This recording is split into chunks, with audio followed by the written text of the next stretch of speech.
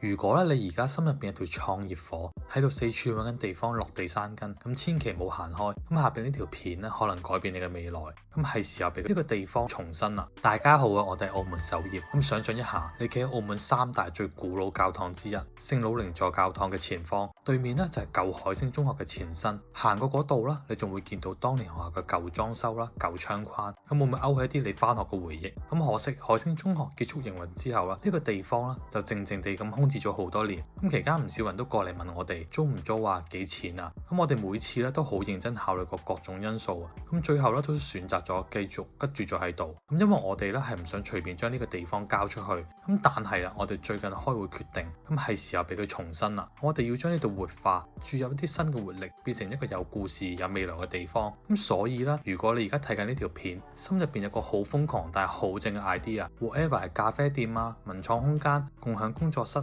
特色餐廳，任何類型嘅展覽場地，甚至係結合中西文化嘅新概念，唔使怕醜啊！即管大膽話俾我哋知 ，email 或者直接打電話過嚟，我哋會好認真傾，仲會盡量配合你嘅方案，一齊將呢度活化，變成澳門嘅新地標。咁講翻正題啦，先俾大家睇清楚呢個物業嘅真面目。咁我哋嘅物業啦喺豐順堂上街，咁大廈名咧叫新桃角，咁總面積咧係超過3萬尺嘅。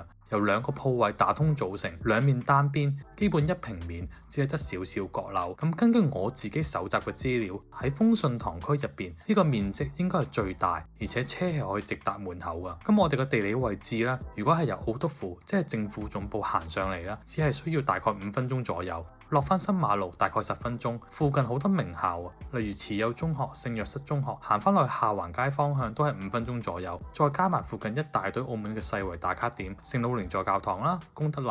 我個人覺得呢度係中西文化交匯嘅氣氛係超級濃厚啊！咁數據咧都講到嘢㗎，以教堂為中心，1公里範圍超過11000戶嘅住宅，咁人流同埋消費力都好穩定啊！咁講到呢度啦，好多人一定忍唔住問，咁租幾錢啊？咁我哋今次係唔開價嘅。因為比起價錢啦，我哋更加重視咧係你嘅活化方案，你嘅熱情。咁所以咧，如果你真係有心有力，有好嘅 idea， 價錢真係可以傾，唔使怕醜 overcome 自己，即刻聯絡我哋啦。咁聯絡方式如下。咁多謝大家聽到呢度，期待你嘅 idea， 期待你一齊為呢個充滿回憶嘅老地方寫下新嘅一頁。下集見啦，拜拜。